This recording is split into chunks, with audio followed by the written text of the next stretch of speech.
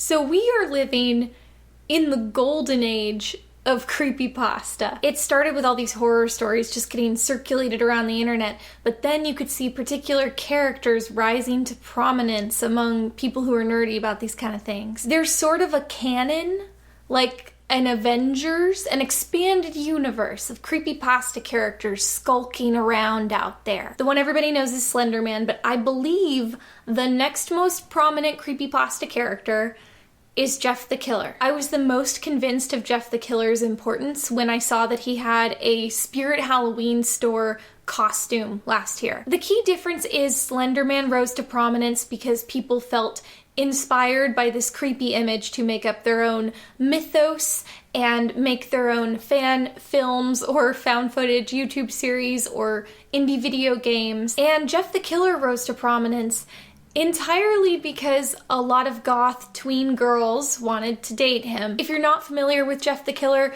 basically crash course, he's like a teenage serial killer and he wears a hoodie. I think the original story circulated with this like photoshopped image that was supposed to look sort of creepy. And the original story specified that he had sunken black eyes and scraggly black hair and pale white skin and one of those scary cut open Glasgow smiles like the Joker has. But the key thing to take away from Jeff the Killer's backstory is that he was bullied. Jeff the Killer is only a creepypasta monster because he's very sad. And you can change him. It wasn't a big leap for tween girls to translate those sunken black eyes into guy liner and the scraggly black hair into like a scene haircut. The pale skin is just pale skin. And the scary smile is still there, it just kind of makes him look edgy. So despite no one really finding him scary, Jeff the Killer found his way into the pantheon of creepypasta monsters kind of just by virtue of having a lot of anime fan art drawn of him. And a lot of fan fiction. Oh hey, look! This is Insanity, a Jeff the Killer story by Nisha Nicole Nicholson. No relation. And you can already see in the beautiful cover that inconsistency in the fan art I was talking about. This is my favorite kind of fan fiction, the kind that you can buy as a physical book. I thought we could read it together here today. Let's jump right in. Chapter 1 begins as our main character Naomi is preparing to go to summer camp. You'll have fun, Naomi, Mom said. You might even meet someone there. But who? I always get this feeling when something bad is about to happen. I got that feeling on the way to camp, and something usually always does happen.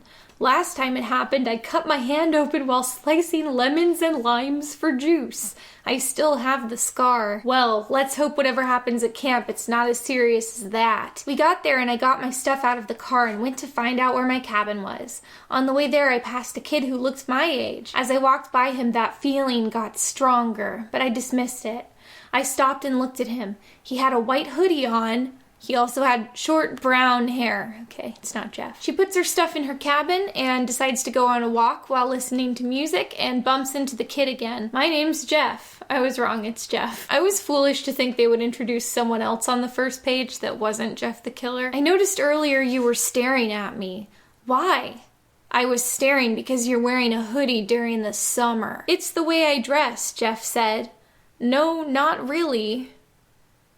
What does she mean, not really? I mean, apparently it is the way he dresses, because he's dressed that way. A girl with blonde hair and green eyes walked past us. She had on a pink shirt, a pink skirt, and pink flip-flops. I think this girl likes pink, I said. She said it out loud. Now, I'm not psychic, but I think in a book where the heroes are all emo, a girl in this much pink is not going to be good news. She looked over and saw Jeff. Hi, my future husband, Jeffy. Okay, she's a romantic rival. Bad news confirmed. The girl in the pink is named Mallory, which definitely sounds like a mean girl name. Jeffy, don't pay attention to her. I'm so much better than that. Well, you gotta give it to Mallory. She can really put those subtle digs into the conversation. She knows I'm better than her. I'm richer, smarter, more popular, and I'm much prettier. Oh, they're dropping some Jeff perspective on us. Some perjective. I knew that last comment pushed Naomi over the edge. Then I saw it. Mallory had hidden a knife in her skirt pocket. I felt... This escalated in a way I was not anticipating. I didn't know what to do, and then I got this weird feeling. I felt dizzy and dropped to my knees, my vision clouded. Mallory grabbed the knife and twirled it. You see, I can make you beautiful if you let me. I blacked out to more screams. I woke up and Mallory and Naomi were gone. There was some blood on the ground. I got up. These feelings keep getting worse and worse. Okay, so he's having the same feelings of something bad about to happen that Naomi gets. I hope when he was unconscious, Naomi didn't cut herself making lemon and lime juice. So Jeff overhears Mallory telling the story of what happened to her friend Sally, and according to Mallory, Naomi was the one that had a knife. She's lying about it, and she says that she disarmed Naomi and then cut Naomi with her own knife. That story's definitely gonna fly with the counselors. So did you kill her? Sally asked. What kind of camp? Of course not. I just merely scared her. I guess I don't need this knife anymore. Famous last words, Mallory. I looked up and saw Naomi on one of the tree limbs that looked over the lake. I was worried Mallory had done something really bad to you. Well, she did. Just look. She showed me her arm and it was all bandaged up. So was her leg. She also cut my back and my waist, she said. Where are the adults at this camp? That girl needs to go to therapy or something, I said. Oh, or jail. She needs more than therapy, Naomi said. I've known her my whole life. What? Blondes are crazy, she said. I want revenge, but my mom always says revenge is never the answer. If you want, I could talk to Mallory for you. I would be concerned about this. We don't know if Jeff is a serial killer yet, but he's going to be at some point. Thanks, I would hug you, but I would bring more pain to my wounds. We should get back, I said. On the way back, Naomi surprised me with a question. So, Jeff, do you like Mallory? Quite a loaded question, I think, given the events of the afternoon. Jeff says he doesn't like her. I don't know what other answer could be expected of him. They part ways. Naomi remarks that Jeff looks a little pale. Do you think he looks like that level of pale? Naomi's perspective. I sat in the sand and pulled my phone out. I had a text from my mom. It said, "Hi honey, how's camp? Well, I have good news and bad news. Have you met that someone yet? Does she mean a boy? I'm confused as to why this is even a co-ed camp. Or is it even a co-ed camp? Is Jeff a camper or did he just show up here?" They have done no structured camp activities. They haven't gone to the mess hall or gone on a hike. Do you just turn these kids loose with a bunch of knives in some cabins by a lake and be like, don't kill each other? I walked slowly back to the main campsite. It started to sprinkle and then it went into a downpour. Hi, Naomi. I haven't seen you all day. Where have you been? Katie asked. Who's Katie? You're going to have to tell him sometime, Katie said. Tell who? What now? Tell Jeff that you like him. What? How does Katie know Jeff? The cabin door opened and two other girls came in. Hey, May and Lacey. Okay, these are just her cabin mates, I guess. Her cabin mates are awesome friends, it turns out. They brought Naomi back some banana pudding and a large chocolate brownie, so all is well. I plugged my headphones into my phone and turned on Katy Perry's Dark Horse. I listened and read. They do have a counselor. Her name is Kayla, and she brings hot biscuits with honey for Naomi. Everyone's just bringing her food. Thanks, Kayla, I said. No problem. You must have been really hungry because I didn't see you at dinner. I didn't come look for you. I hope you weren't getting stabbed or anything. Oh, I was at the nurse's cabin getting some wounds taken care of. I showed her my arm. Oh, what happened? I cut my arm on a rock, I lied. Why doesn't she just tell someone that Mallory attacked her with a knife? I mean, yes, it sounds crazy, and yet it happened. I went back to reading and listening to my music. Everybody's Fool by Evanescence came on. I thought, this describes Mallory so much. Burn. Naomi goes to sleep and then she has a nightmare that she walks around the camp and then goes into Mallory's cabin and Mallory and all of her roommates have been murdered and she sees Jeff there with a knife. Where is everybody? I yelled. He turned and looked at me and said, I talked to Mallory and her friends for you. He held up a knife. It was the knife Mallory used to cut me. I used this to talk to her. Yeah, Jeff, we understood that with the first quip. You didn't need to, spell it out. Naomi wakes up from her nightmare. to the sound of a scream. In real life, Jeff's perspective. I was in Mallory's cabin. I had killed all her friends. Okay, I guess we're doing this. I held the knife up. She looked up. Isn't that the knife I used to cut your friend open? Maybe don't remind him of that right now, Mallory. I laughed maniacally. Of course it is. Now I'm going to kill you with it. He really needs to work on, like, his witty comebacks. I stabbed her in the chest and whispered in her ear, go to sleep. I forgot. That's a Jeff the Killer thing. He says, go to sleep. And it's supposed to be clever? The cabin door slowly opened and a girl walked in and shined a light around the cabin. Whoever was in the cabin looked at Mallory's body and screamed, this can't be happening. It was Naomi. She dropped the flashlight. I really hope you didn't do this, Jeff. She's just saying that, like, to herself. But, like, it's kind of a resigned reaction to finding a cabin full of, like, 7 dead bodies of your peers. She just kind of throws her hands up like, better not have been Jeff. I'm going to have to ask him tomorrow, I guess. Yeah, this isn't an urgent matter. So Jeff just goes and takes a shower and then falls asleep. His roommate wakes him up. He walks around to the lake to find Naomi, and he sees her and she's singing to herself. You have a very nice voice, I said. She didn't look too happy to see me, and I was afraid I knew why. I think you might be right on that one. Naomi says, so, have you heard about what happened to Mallory in her cabin?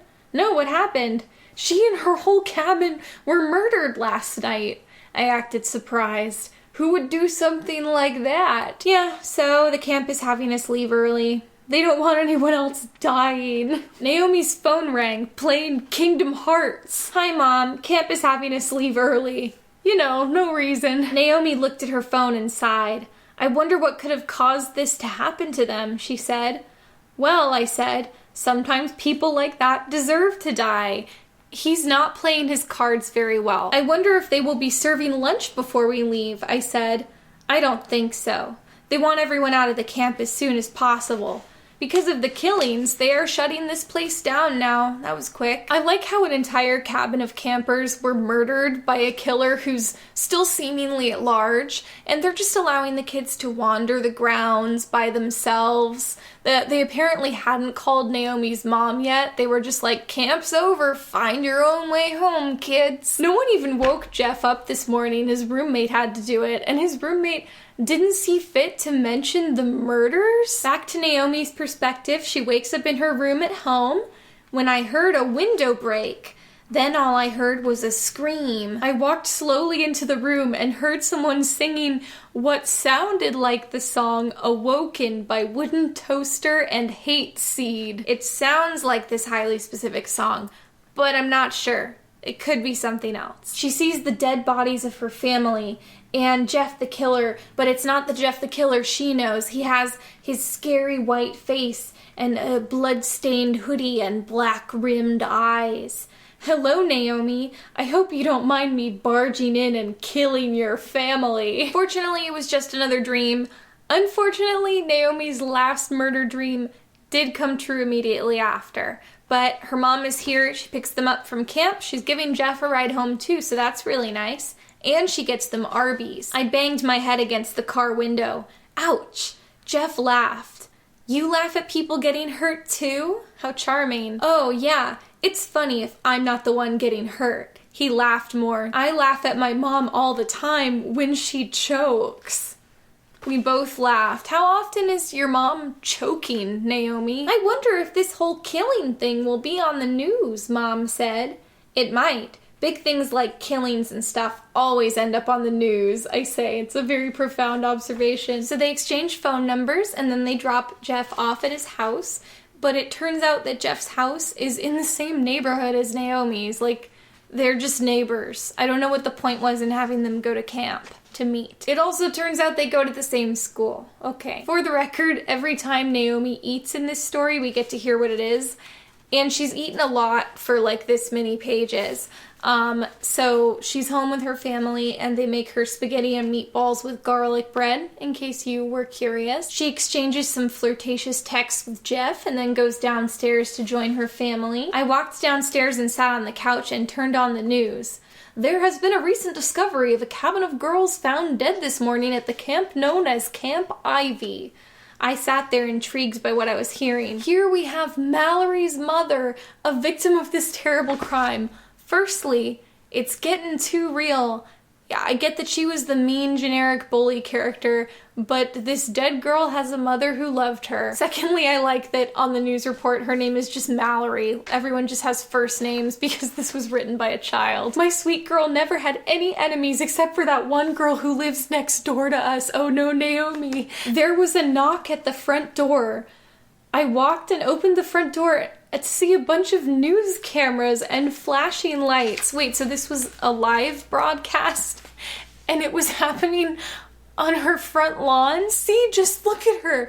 That's the face of a murderer. I heard Mallory's mom yell. A camera was pushed in my face. Tell us, did you kill the beauty queen Mallory? No, I didn't kill anyone. Yeah, sure, I hated that girl's guts, but you should know she's not as sweet and nice as you all think.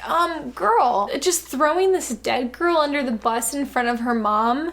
Also not helping your case. I rolled up my sleeves on my shirt and rolled my shirt up to the side.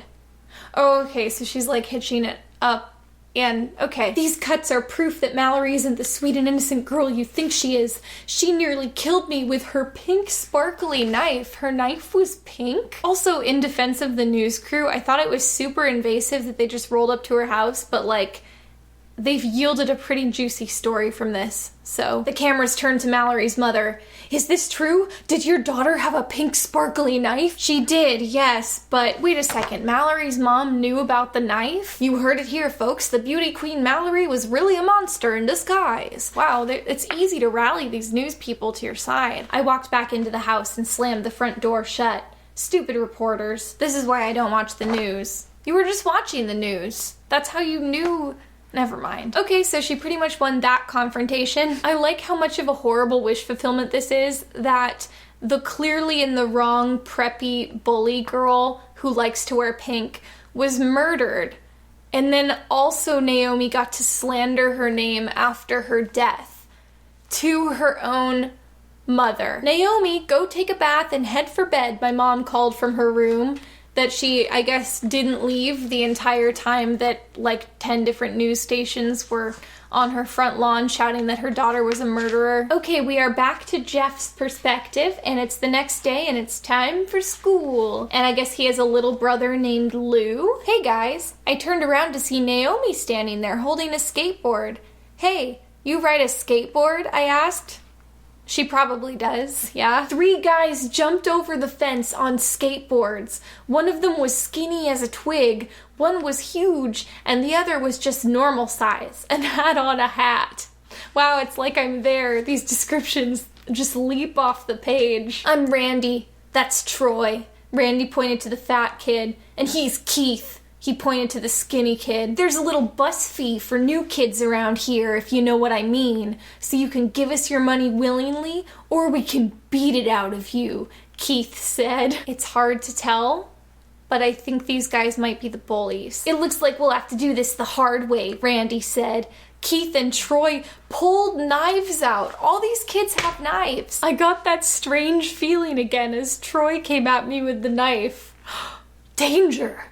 But where? Is this sixth sense just the ability to sense that you're about to be cut with knives? I rolled out of the way and picked up the knife Troy had dropped and stabbed him in the arms and legs. Okay, so Jeff manages to fight off the bullies and the 3 of them run back to Jeff's house. This is super important. While they're hiding in the house, they order a pizza and breadsticks.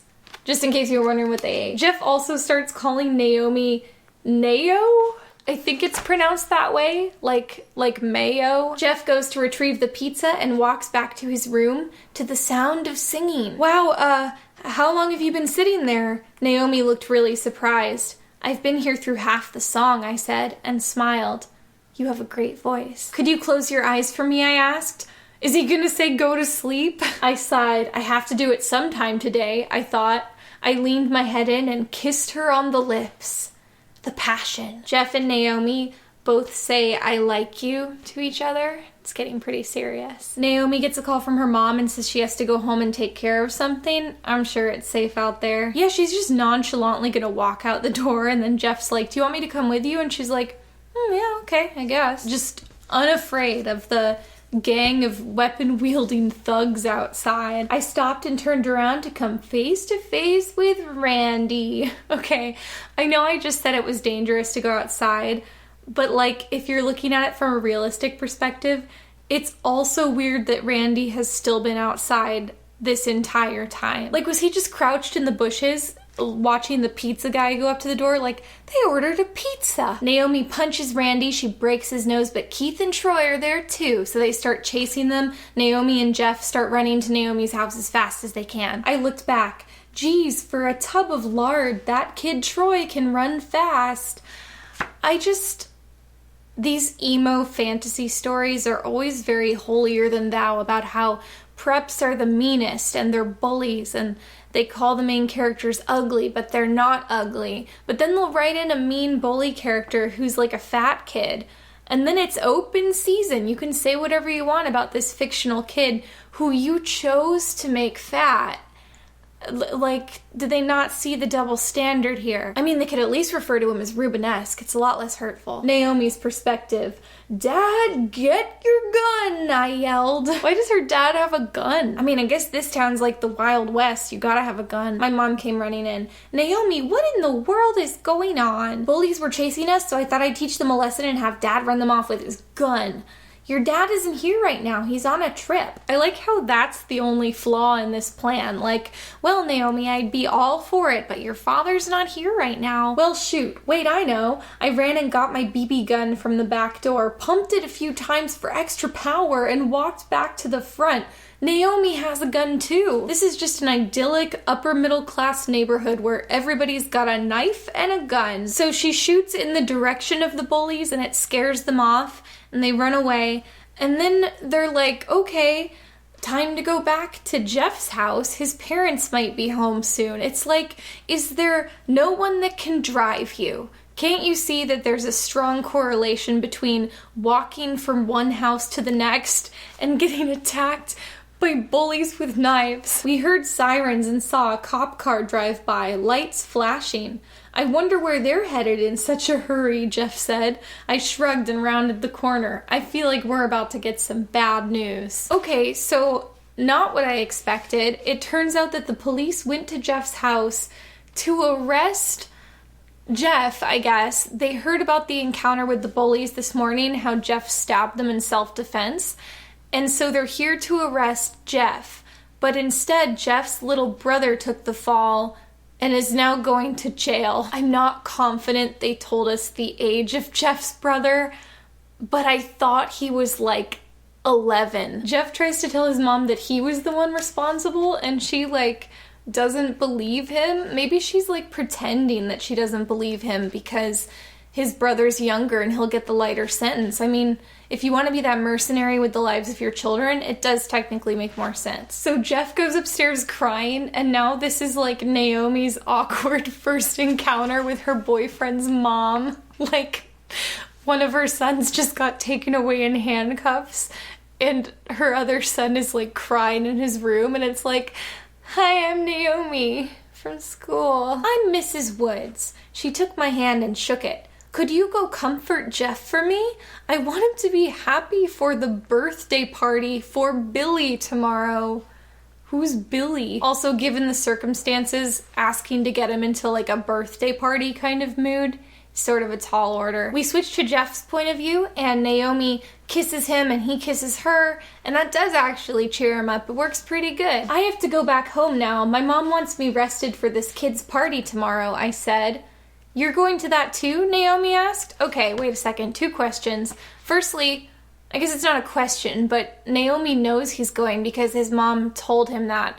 Second, I guess also not a question, but he just said he had to go home, and they're at his house in his room. Yeah, I said, when we moved here the day before camp, convenient, the kid's mom came over and asked if we could come. Naomi said, The little guy thinks I'm his sister or something because I always babysit for them. Okay, and then Naomi walks outside to go home, which, again, apparently, yeah, Naomi was the one that had to go home. That was just a straight up typo or logical inconsistency, which I wouldn't have expected from this novel. Also, you gotta love that he's allowing his girlfriend to walk home alone in the dark, given the events of the day. Chapter 5, Naomi's perspective. I guess she did get home safely because it says, I sat in the bathtub and messed with some bubbles and sang Welcome to the Show, a song from the movie Equestria Girls Rainbow Rocks. I love that movie. I love that song. I will never judge Naomi's taste in music again. She is daydreaming while she's in the bath that she's in a ballroom with Jeff and he's in a suit. Would you like to dance with me? He asked and smiled. I took his hand. I'm not a good dancer, just so you know. I bet your dancing is as good as your singing. That could be a really skilled, veiled insult. The next morning, my mom came upstairs and put a box on the ground. What's in the box? I asked and opened it. I bought it for you to wear to the party. I pulled out a red dress and gasped. Thanks, Mom, I said. I put on the dress with my black boots and headed downstairs.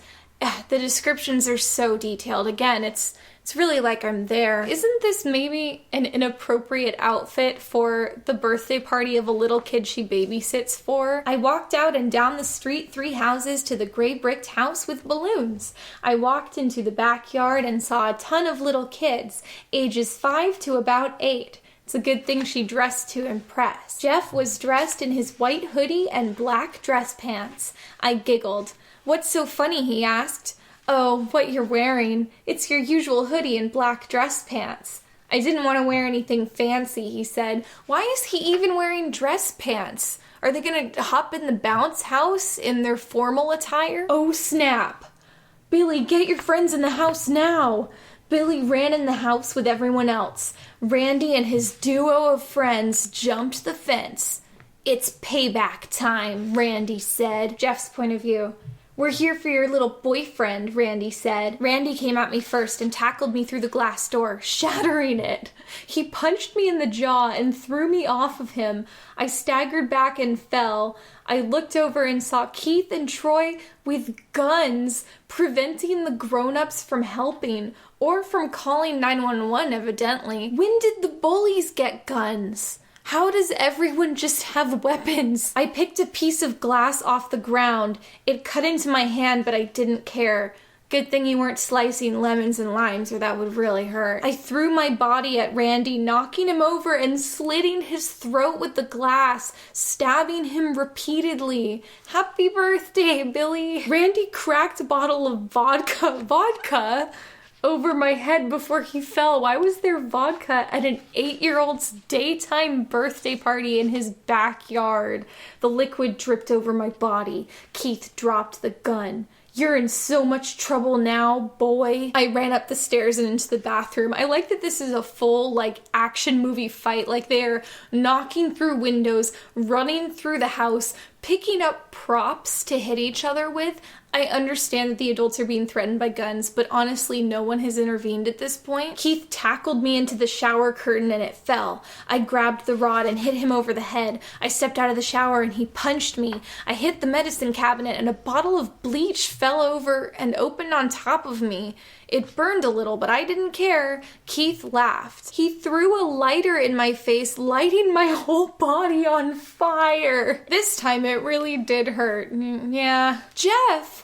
I looked over to see Naomi in the doorway. Then I blacked out. I woke up to hear the beeping of a heart monitor. Oh good, okay, he's already at the hospital. Well, it was a quick escalation, but it's all better now. I heard a woman's voice. Where am I asked. You are in the hospital. You suffered severe burns, she said. Her bedside manner leaves something to be desired. Okay, so Naomi and Lou and his mom are all there. I guess Lou got out of jail. All right, Jeff, it's time for those bandages to come off. I forgot, he's wrapped up like in that episode of The Twilight Zone. His whole face is in bandages, so he doesn't know what he looks like yet, neither does anyone else. There's gonna be like some horrifying reveal of his scary face that probably looks like that picture of Jeff the Killer. I blinked a couple of times to adjust to the lighting and gasped. I stared at my reflection. My skin was completely white and my hair had turned black.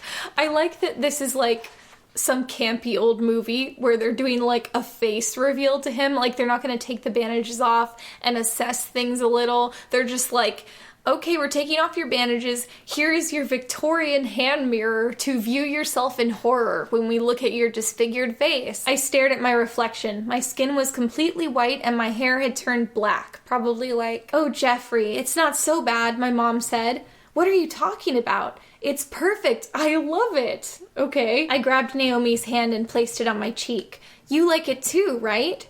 No, I don't like it, she said with a serious look on her face. What? Why? I frowned. I don't like it.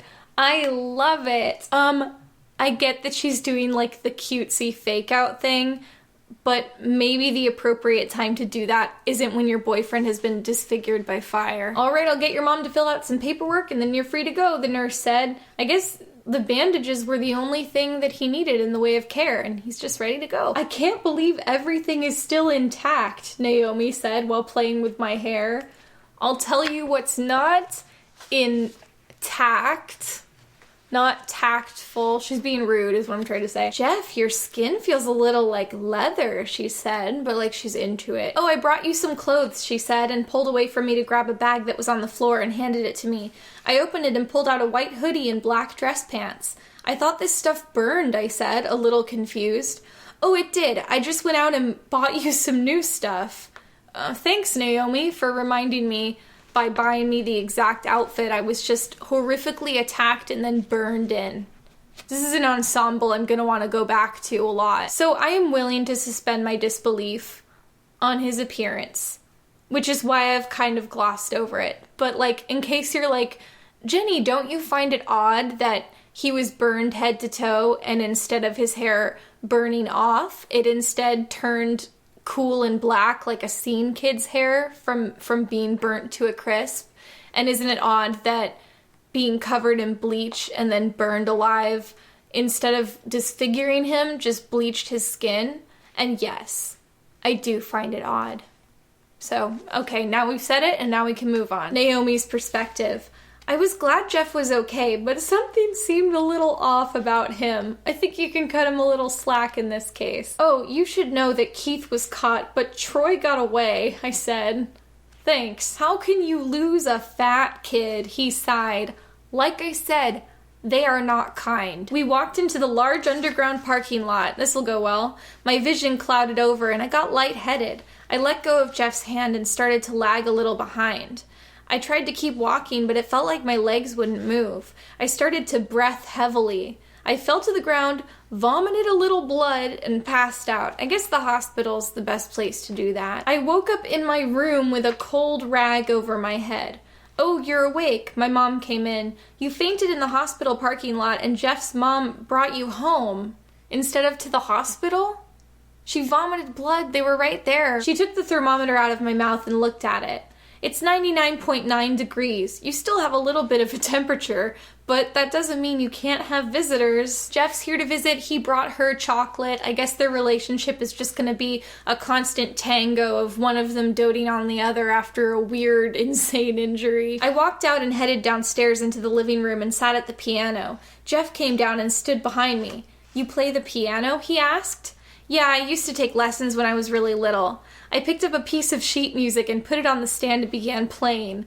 I played Vector to the Heavens from the game Kingdom Hearts 358 2 Days. Wow, that's amazing. I looked at Jeff's face and saw he was stunned. Could you play something else? He asked. He doesn't sound stunned. Of course I can. I chose to play Kingdom Hearts Sanctuary. Naomi's like, I got you. I can play whatever Kingdom Hearts track you want me to. Wow, Jeff said. I honestly have no words to describe how amazing that was. You are beyond good.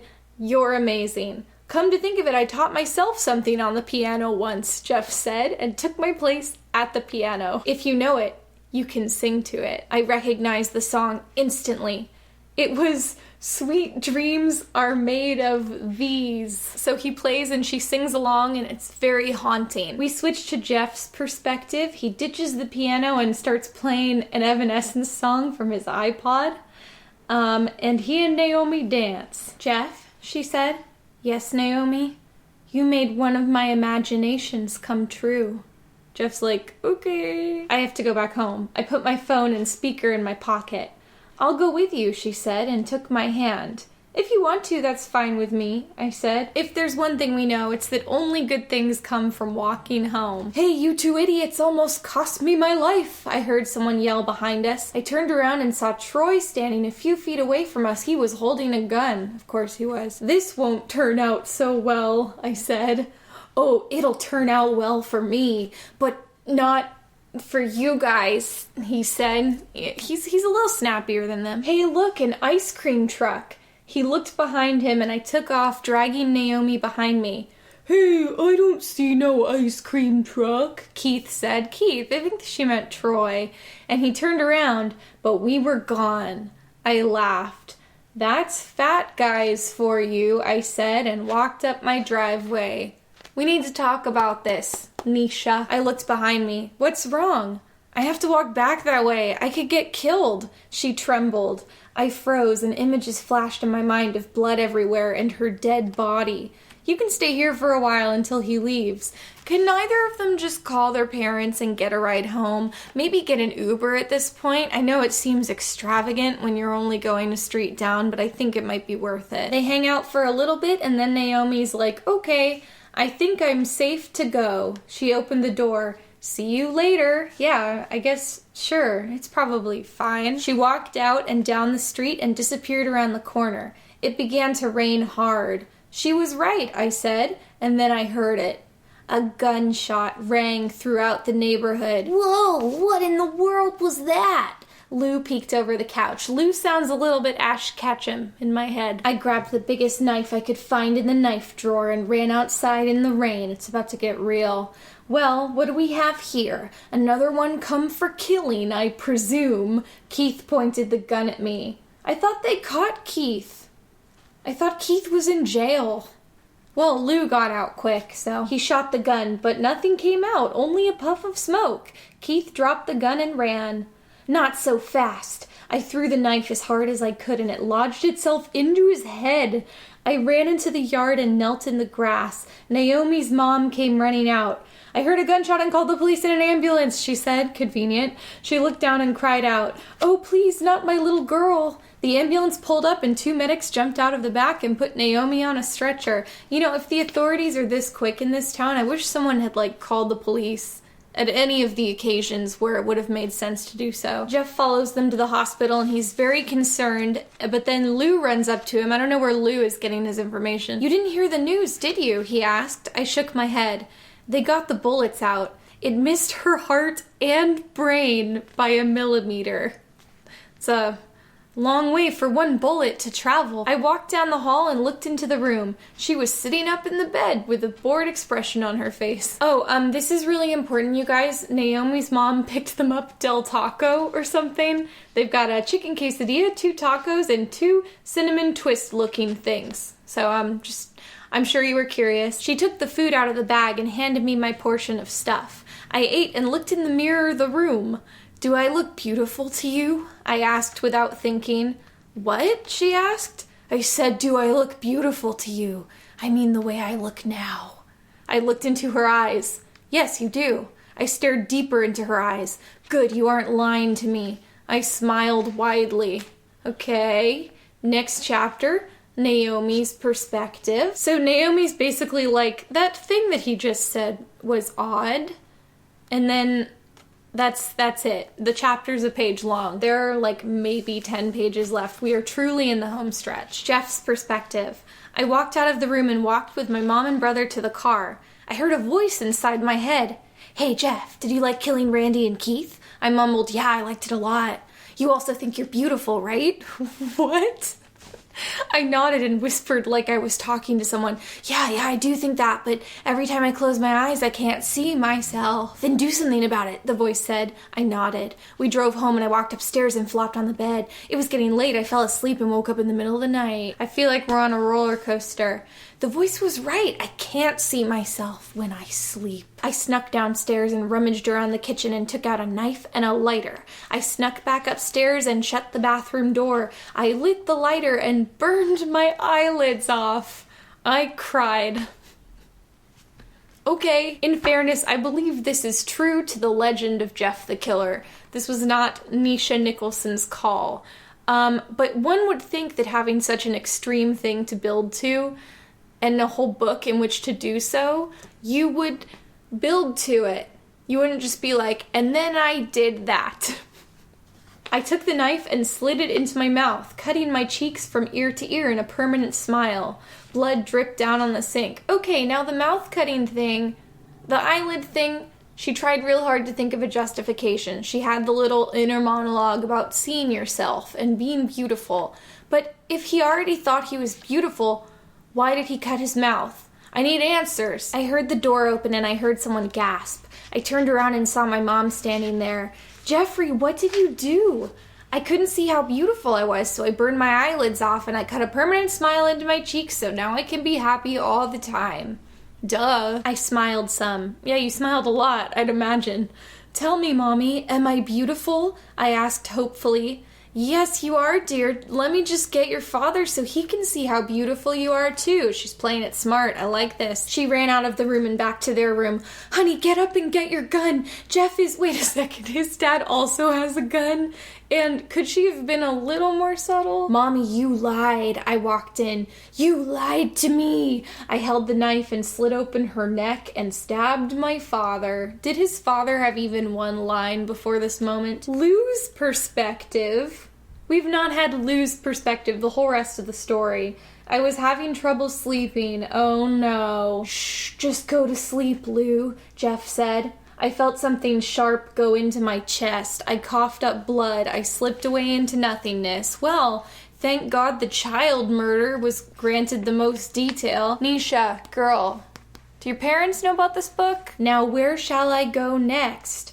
I walked down the street in the pouring rain. It would actually be really funny if the bullies on skateboards showed up now. I don't think they will. There's only like 3 pages left. So is he gonna kill Naomi? Like, is the self-insert character gonna just get murdered by him? And then she'll be his tragic backstory. He'll kill her, but he'll never forget her, and that will be a flattering fantasy. I stuck my knife in the crack and pried open the door. I stepped inside. I heard a quiet piano playing. I walked toward the sound of the piano and stepped into the room. Hello there, Jeff. How are you this fine rainy night? Naomi turned around. Aren't you scared of me? I asked. Oh, she couldn't be scared. She loves him. She shook her head. Of course I'm not scared of you. Why would I be? She blew hair out of her face, and I noticed that there was a cut along both of her eyes and a heart cut into her cheek. How very Harley Quinn of you, Naomi. You're like me now, I said. Don't you love when couples, they like connect on that level? Like they both got the same vibe at the same time. It's actually kind of beautiful. I heard a voice talk to me. It said kill, so I killed, she said. What did you kill? I asked. I wanted to be like, she took out an entire underground crime organization and she like shows him all this and he's a little put out. Like he wants to be proud of her, but he's like, this makes my murders look really tame. Oh my God, I'm embarrassed. A little emasculated, to be honest. She took my hand and led me to a room. I looked and saw 2 figures on the bed. You killed your parents like I did, I said. Is he like a little disappointed that she like took his idea? She nodded. It was so fun. I want to kill more people, she laughed. Wait a second, so Naomi, our main character, killed her family and it just happened off screen? Like her thought process was not important? It's just like, I'm crazy now too. We can go kill as many as we want, I said. I want to kill everyone who made my life miserable. This is concerning. Okay, and now it looks like a POV switch, but we're actually switching to something that just says news report. So now we're just third person. This just in, we have news that 2 teens, Jeffrey and Naomi, have gone missing from the same neighborhood. We have police on the scene now and the houses are empty except for the dead family of these teens. I like, again, it's just first names on the news. This is like if there was a breaking news report and they're like, Scott is at large, and you're just like, who? One boy was lucky enough to survive one of these attacks. Did Lou survive? The screen switches to a boy about 10 years old. Oh, so tell us, can you describe these 2 killers for us? The woman asked. Yes, there was a teenage boy and a girl about the same age. The boy had black hair and black circles around his eyes and a permanent smile cut into his face. He had a white hoodie on. The girl had 2 cuts on her eyes and a heart-shaped cut on her cheek. She had a gray hoodie on. His memory is remarkable for this stressful situation. Oh, wait a second. So, if Naomi was there too, then this wasn't Lou. This is a different little boy. The boy told me to go to sleep before he stabbed me. My dad came in with his gun. His dad's also got a gun at the last minute, but the boy threw his knife and it went into his shoulder. He was killed by the teenage girl. The little boy cried a little. You heard it here, everyone, the lady said. This is a very sensitive response from the news anchor. It's like kid just recounted the horrible murder of his family, and she's like, folks, you heard it here first, an exclusive report. The door to the newsroom opened. Hey, you 2 can't be in here. We are shooting the latest story. The lady stood up. A boy and a girl stood in the doorway. Oh, and what story would that be? The girl said. It's about these 2 killers, and this young boy here was telling us about them. Read the room, lady. The little boy screamed, we have to get out of here now. Can't you see these are the 2 killers I was talking about? Yeah, they do have extremely distinctive physical attributes that he just described in remarkable detail. The girl walked around the camera and jumped on the table in front of the little boy. Don't be scared, sweetie. All you need is pain. Nice. Was she thinking of that one on the drive over? The knife was thrust into the boy's neck and heart. Impressive. Shh, go to sleep. The boy in the white hoodie slit the woman's neck, making blood go everywhere. Don't worry, everyone. We'll be coming for you next, and I'll make sure to carve a heart in your cheek to show that you were loved. Yeah, I know they're new at this, but they really have to work on their snappy dialogue. The camera shut off, and everything is quiet. Next page, epilogue. That's how it's spelled. The girl and boy have moved on and traveled to a new place to kill. They enter some woods and come across a mansion at the end of the woods. There is a tall man with long arms and legs. He is so tall that he blends in well with the trees. Welcome to the mansion of killers. I imagine that Slender Man is constantly, we have been awaiting your arrival, Jeff and Naomi. The 2 killers look at each other and entered the house where they were met by a group of teens, a little girl and a dog. A boy with a mask covering his mouth walked over. I'm Toby, the boy said, twitching. I'm Sally. Want to play with me? The little girl asked. I'm Masky, and that's Smile Dog, a boy with a white mask said. Why does Smile Dog get to be part of the pantheon? I'm Hoodie, the boy in an orange hood waved. A boy that looked like Link from the Legend of Zelda games came over, and he had brown hair and blood was dripping from his eyes. My name is Ben, he said. It's Ben Drowned from the Haunted Zelda creepypasta. I guess when he manifests as a ghost, he's dressed like the Zelda, like the Link sprite from Legend of Zelda. I'm Eyeless Jack, but call me EJ, a boy with a blue mask that covered his eyes said. I'm not familiar with a lot of these. I do know Smile Dog and Ben Drowned, and I'm very tickled to see them here. And I am Slender Man. There are other killers, but they are followers of Zalgo, and sometimes they may want to fight you, the tall man in the suit said. So we've met everyone. Now what? Jeff asked. And that is the last page. It's over. Okay, the ending was honestly the best part. The last page and a quarter made it all worth it in a way. Okay, so I feel like there's a lot to unpack here. I feel like every tween is entitled to their embarrassing fanfic. They're young, it's not their fault what stupid things they're into or what weird fantasies they have. They can like a bad boy, it's fine. But the sheer amount of murder in this story does disturb me, especially since Naomi is taking an active part in it, which in a way, it's kind of nice that she's not just the passive girlfriend, that she wants her character to have equal power to Jeff the Killer. But on the other hand, I feel like she's taking some positive energy in a very negative direction. The fantasy of murdering both of their families, who were never depicted as anything less than kind and considerate, is especially insidious. I know that weird kids like this, they're just gonna outgrow it. This is gonna be their edgy phase and they'll turn out totally normal. Kids in that awkward middle school ballpark are at this weird age where they're old enough that they want to like edgy things and feel grown up and powerful and cool, but they're young enough that they still have trouble grasping things like empathy and the permanence of death. Murder is like this abstract thing in movies, and if you aren't bothered by it, you're cool and dark and mysterious, and they're not thinking of like a human life ending. So it's creepy, it's disturbing, but I guess it is a kid's creative outlet. It's fine, no harm, no foul. Except, oh yeah, there was that one time those girls actually stabbed their friend because they didn't have time to outgrow the phase before they decided to do an impulsive thing. And it was because they wanted to go to that Slender Man mansion that Naomi goes to in this book as a reward for killing her family. I mean, that whole case is its own discussion. This book was published in 2015, so I'm sure Nisha Nicole Nicholson has already moved on to writing fanfic about, like, I don't know what's popular with the youngins these days. Okay, who's on the front page of Wattpad? Joe Sugg? Okay. And I'm willing to bet that 95% of Joe Sugg fiction doesn't involve murdering your family or your peers, but he does probably have a creepy mansion because it looks like he's a Vine star.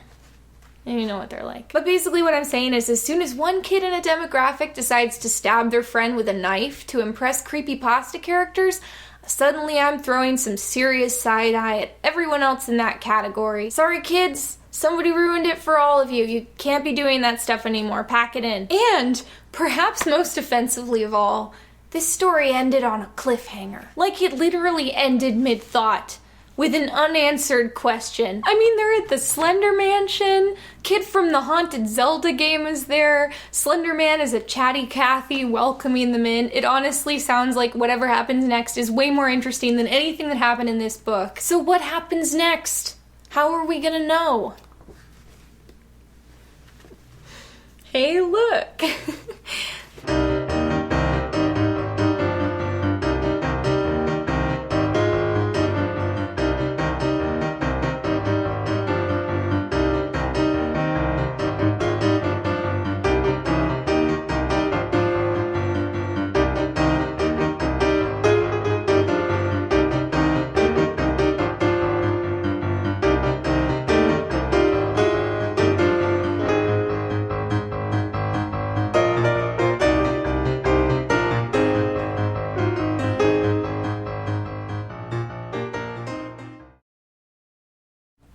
Joe Suggs.